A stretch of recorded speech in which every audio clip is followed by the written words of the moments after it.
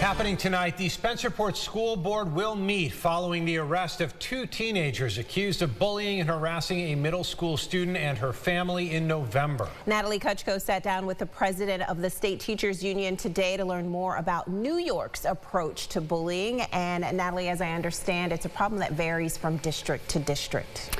Yeah, Teresa, Adam, as we've previously reported, Leah Sick, a Cosgrove Middle School student, is taking legal action with the support of her parents.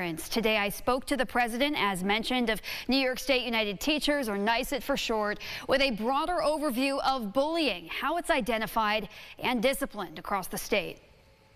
We have a real mental health crisis among our youth right now, and there's a shortage of school staff that can help support these students. In 2025, NYSUT President Melinda Person says investment is everything as it relates to school support programs for students affected by bullying. Part of that includes the state's ongoing push to restrict cell phones during the school day. State education leaders are joining the governor with proposals to create a bell-to-bell policy, which would go into effect statewide. This year, we're going to be focusing on trying to get some common sense restrictions on the use of cell phones during school hours so that we can hopefully give our students 7 hours a day free from social media and from the other distractions to learning that are occurring now. She says the state has observed a decrease in cases of bullying and cyberbullying in districts that have limited cell phone use.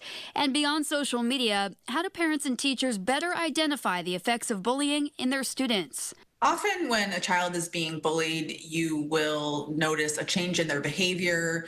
They will get really quiet. All of a sudden, they'll say, I don't want to go to school anymore, or they're feeling uncomfortable about that walk to school or the time on the school bus. When you see that change in them, you'll know that something is up, and it's a good time to ask, what's going on at school? Person points to the Dignity for All Students Act, New York's universal framework legislation led by the state education department to prohibit any kind of bullying or discrimination in any form.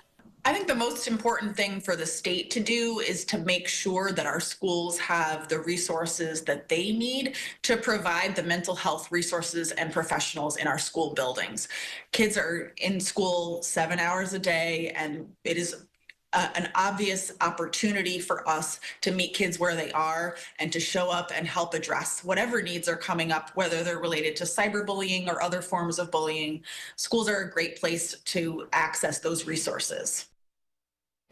And the president there also notes the Dignity for All Students Act, while passed as state law, needs to be implemented and enforced at the local level. That will vary depending on a community. Meantime, Spencerport School Board meeting begins tonight.